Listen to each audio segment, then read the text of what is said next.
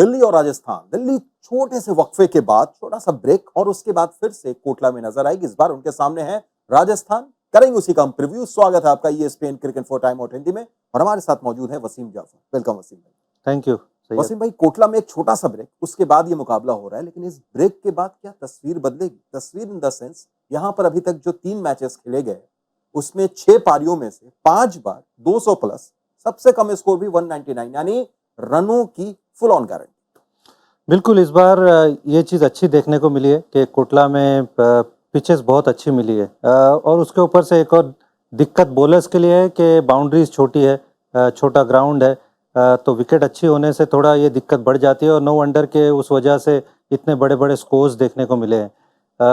और मैच की अगर हम बात करें तो दोनों ही टीमें ऑब्वियसली रेस में, ऑब्वियसली राजस्थान ऊपर है, वो चाहती है कि अपने आगे वो क्वालिफिकेशन की मोहर लगा दे और वो पहले दूसरे नंबर की भी फाइट होगी कि हर टीम जो क्वालिफिकेशन रेस में वो चाहता है फर्स्ट सेकंड स्पॉट पे पहुंचने, ताकि आपको वो एक एक्स्ट्रा गेम मिले। दिल्ली रेस में बनी हुई है, तो ऑब्वियसली उनकी नज़र यही होगी कि अपने होम ग्राउंड में ऑब्वियसली ये मैच जीते।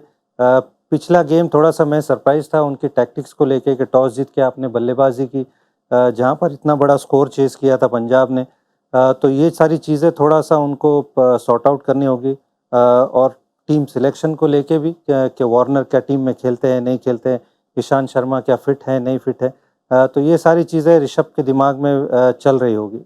बिल्कुल, और दूसरी तरफ ये भी एक चुनौती होगी कि जो सामने टीम है वसीम भाई, राजस्थान, जैसा आपने पहले कहा एक जीतेगी और क्यों लिखा जाएगा उनके ऊपर में, क्वालिफाइड हो जाएंगे प्लेऑफ्स के लिए। इनकी ताकत है बैटिंग, हालांकि बॉलिंग भी बहुत अच्छी है, लेकिन आप बैटिंग देखें टॉप 4, यशस्वी जायसवाल, संजू सैमसन, जॉस बटलर, रियान पराग, मतलब एक अलग लेवल पर रियान पराग खेल रहे हैं। किस तरीके से बचेंगे आप इस टॉप ऑर्डर से? एक बहुत बड़ी चुनौती है दिल्ली के बॉलर्स के सामने। आप चाहते हैं कि आप नए बॉल से स्ट्राइक करें, अगर नए बॉल में आपने विकेटें नहीं ली तो आपकी मुश्किलें बढ़ने वाली है, क्योंकि ये सारे पावर पैक प्लेयर्स हैं और ये समस्या सिर्फ 4 तक नहीं रहती है, उसके बाद में हिटमायर है, रोमन पावेल है, ध्रुव जोरेल ऑब्वियसली मुझे लगता है कि फिट हो गए होंगे, वो हल्का सा जो निकल हुआ था। तो ये टीम बहुत कंप्लीट टीम नज़र आ रही है। आपने जैसे कहा बॉलिंग भी कोई साधारण नहीं है, फास्ट बॉलर्स अच्छे हैं, स्पिन तो हम बात करते ही रहते, तो उसी वजह से ऑब्वियसली ये टॉप 2 के अंदर है। तो एक बड़ा चैलेंज होगा दिल्ली के सामने कि किस तरह से इस टीम को रोके और कैसे इस टीम के सामने 2 पॉइंट अंक ले। बिल्कुल, और हम बात करते हैं इनकी बॉलिंग की बहुत अच्छी है। उसका ये आंकड़ा आप देखिए, 2 ऐसी जगह जहां पर ये नंबर 1 रैंक पर है वसीम भाई। अगर पावर प्ले की बात करें तो वहां पर इकोनॉमी इनकी शानदार 8 के अंदर, अगर डेथ ओवर्स में आप जाएं तो वहां पर भी 9 के अंदर 8.92 की इकोनॉमी, और मिडिल ओवर्स में ये रैंक 5th है इस सीजन में, वहां पर भी इकोनॉमी इनकी 8.89, यानी हर फेज में 9 से नीचे। इसकी शायद वजह है पेस अटैक की अगर बात करें तो ट्रेंट बोल्ट, आवेश खान और संदीप शर्मा का जो फॉर्म चल रहा है। बिल्कुल, ट्रेंट बोल्ट हम जानते हैं कि नए बॉल से वो विकेटें निकाल के उनको देते हैं। आवेश ने बहुत कमाल की गेंदबाजी की है इस सीज़न में, थोड़े से अलग नज़र आए हैं।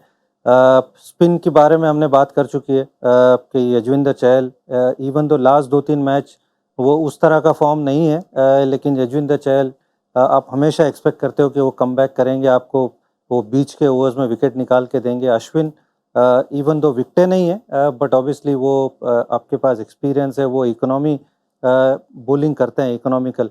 उसके अलावा संदीप शर्मा की आपने बात की, उनका कमाल का सीज़न रहा है, वो चाहे नए बॉल से हो, डेथ बॉलिंग की बात करें। हम नांद्रे बर्गर को हमने एक्चुअली देखा नहीं, उन्होंने बड़ा इम्पैक्ट डाला था शुरू में, जिस तरह से सबको सरप्राइज़ किया था अपने पेस और बाउंस के साथ में।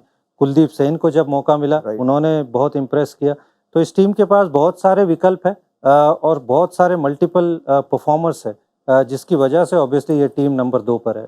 वसीम भाई, आपने युजवेंद्र चहल की बात की, थोड़ा सा मैं बात करना चाहूंगा, और क्योंकि आपने कहा कि पिछले 2 मैच में अच्छा नहीं रहा है। अब बिल्कुल शुरुआत जो उन्होंने की थी, जिस तरीके से की थी, वो थोड़े से नीचे गिरे। वर्ल्ड कप नजदीक है, वर्ल्ड कप में आप ले जा रहे हैं, इस बार कुलचा भी है, कल भी कुलचा दिखेंगे, एक उधर से कुलदीप इधर से चहल। तो क्या वर्ल्ड कप से पहले उनके पास एक मौका होगा चहल के पास की और थोड़ा सा अपने आप को तैयार किया जाए? हालांकि पिच वैसी नहीं है। बिल्कुल, वो अपनी दावेदारी बिल्कुल पेश करना चाहेंगे। कमाल के परफॉर्मर है, 200 विकेट लेने वाले आईपीएल हिस्ट्री में फर्स्ट गेंदबाज हैं, और जब इस तरह से 2-3 गेम जाते हैं आपके, तो ऑब्वियसली आप थोड़े से पम्प्ड अप होते हैं कि ये क्या हो रहा है, आप चाहते हैं कि प्रूव करें अपने आप को, और ये प्रोफेशनल क्रिकेटर के साथ लगा रहता है कि आपको डे इन डे आउट आपको प्रूव करना पड़ता है। आप कितने ही महान बल्लेबाज हो या गेंदबाज हो, आपको हर दिन आके वो परफॉर्म करना है। तो मुझे लगता है कि वो शायद यही कोशिश में लगे होंगे कि भैया ये जब कुलदीप सामने है और मैं इस तरफ से हूँ, तो मैं वो दावेदारी अपनी पेश करूँ।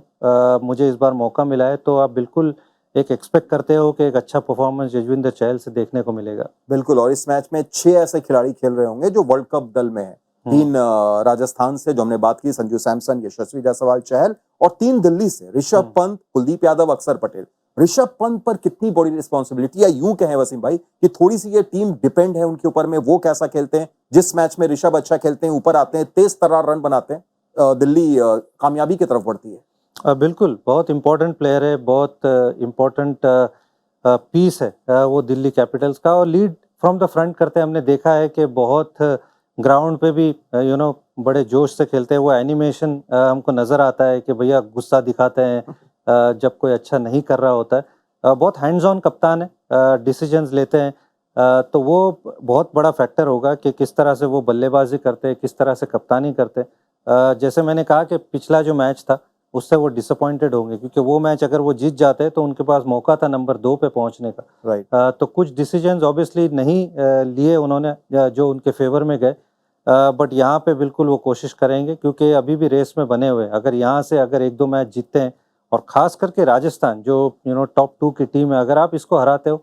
आपका मनोबल बहुत बढ़ जाता है। और ये युवा खिलाड़ी जेक फ्रेजर मक्गर, जिनकी वर्ल्ड कप की टिकट तो मिस हो गई, नहीं जा पाए वर्ल्ड कप में, लेकिन जिस अंदाज में इस खिलाड़ी ने खेला है, 233 के स्ट्राइक रेट वसीम भाई, 6 मैचों में 200 250 से ज्यादा रन, मतलब एक वो भी सोचेंगे कि एक ऐसी पारी खेलें जो थोड़े से सिलेक्टर्स को कहें कि शायद आपसे भूल हो गई। हाँ बिल्कुल, उन्होंने बहुत कमाल का परफॉर्मेंस किया है। आई मीन मुझे याद नहीं है कि कोई इंटरनेशनल बैटर इस तरह से आके जिसने शुरू की कुछ इनिंग्स में इम्पैक्ट डाला हो, और ख़ास करके इतने युवा खिलाड़ी। बहुत सरप्राइज हूँ मैं कि ऑब्वियसली ऑस्ट्रेलिया ने उनको पिक नहीं किया, उन्होंने डेविड वार्नर के एक्सपीरियंस को पिक किया, जो एक तरह से सही भी है। बट बिल्कुल वो चाहेंगे कि भैया ये फॉर्म कंटिन्यू रहे, क्योंकि अगर वो ऊपर जाकर रन बनाते हैं, वो ऊपर जाकर उस तरह से पावर प्ले में खेलते हैं, तो आपके ऑब्वियसली चांसेस बढ़ जाते हैं। साथ में पृथ्वी शॉ है, ऑब्वियसली ऋषभ पंत की हमने बात की है, ट्रिस्टन स्टब्स बहुत कमाल के फॉर्म में। तो ये सारे प्लेयर्स ऑब्वियसली बहुत मैटर करते हैं कि अगर ये परफॉर्म करेंगे तो दिल्ली कैपिटल्स बिल्कुल रेस में बनी रहेगी।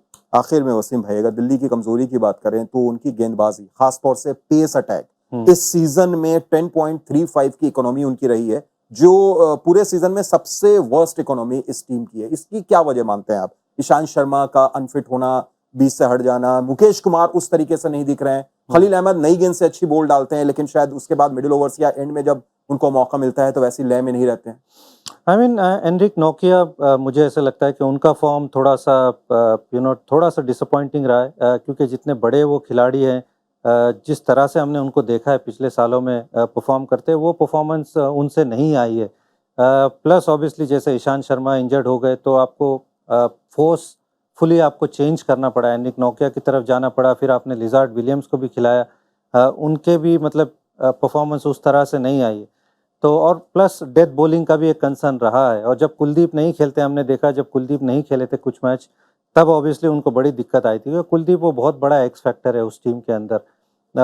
तो आई फील कि वो डेथ बॉलिंग बहुत बड़ा कंसर्न है, और अगर ईशांत शर्मा फिट हो जाते हैं तो आप चाहते हैं कि वो ईशांत शर्मा को बैक करें, और फिर आप अपनी बैटिंग को थोड़ा ओवरसीज स्टार्स से फिल करें।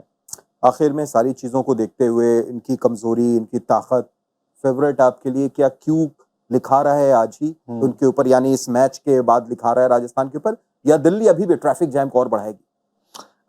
राजस्थान मुझे लगता है कि थोड़ा सा फेवरेट है इस गेम में, क्योंकि हमने जैसे बात की कि सारे चाहे वो बैटिंग हो बॉलिंग हो, थोड़ा सा कंप्लीट टीम नज़र आ रही है, और जिस तरह से वो क्लोज मैच हारी है पिछला, आप एक्सपेक्ट करते हो कि ये टीम थोड़ा सा बेहतर परफॉर्मेंस करेगी। बट दिल्ली के लिए ऑल टू प्ले फॉर है। अगर प्ले ऑफ्स की रेस में बने रहना है तो आपको ये मैच जीतना है। तो इवन दो राजस्थान फेवरेट्स है, मुझे ऐसा लगता है कि बहुत अच्छा मुकाबला देखने मिलेगा। तगड़ा दमदार मुकाबला। बहुत बहुत शुक्रिया वसीम भाई जुड़ने के लिए। तो वसीम जाफर ने कहा है कि फेवरेट जरूर राजस्थान है, लेकिन दिल्ली वालों, दिल्ली दूर तो नहीं है।